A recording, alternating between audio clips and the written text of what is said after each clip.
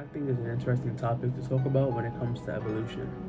It's changed when it comes to these few things: emotions, body language, and connection. When you watch older films, you can see the actors are somewhat overacting, using body language very heavily to get their point across.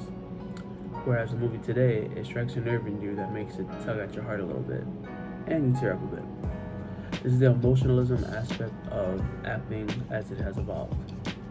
From silent films to the first film that required dialogue, all films needed was body language and facial expressions. It made people feel a certain way. From the picture alone, people get riled up and react to these scenes that they're seeing in front of them, and to this day it's still like that.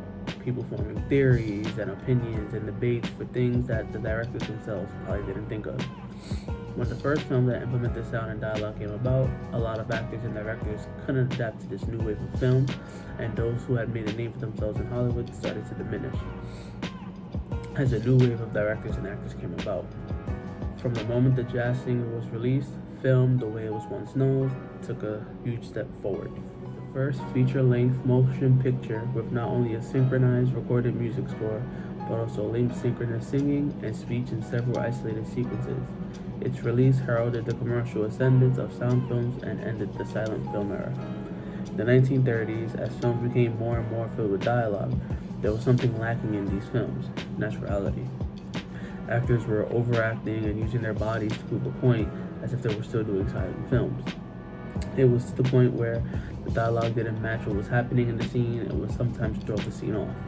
For example, The Wizard of Oz, there are scenes where Dorothy or one of the other characters are talking or looking around, or even one dancing and singing. It doesn't come off as natural, where it feels more like you're just watching a movie just to watch it. There isn't any type of connection to the character.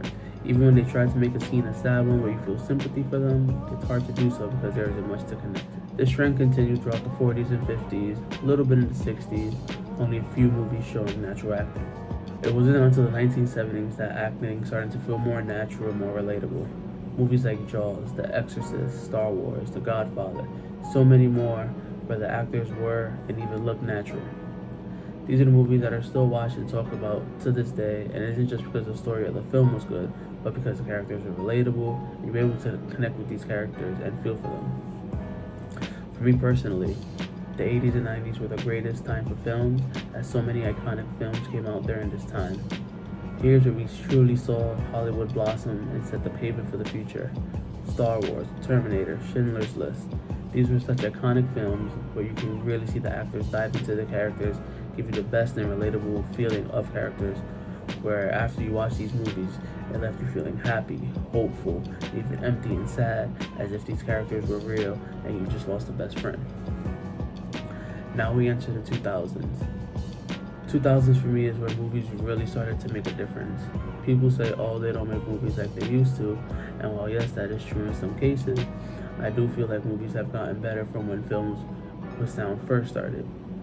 It may just be a personal preference, but for me, the evolution of acting happened during the 70s, not before, not after.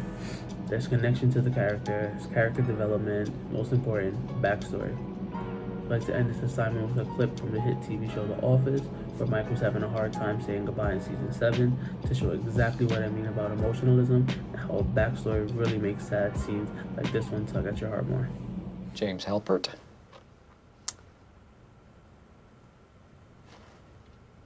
You started with this company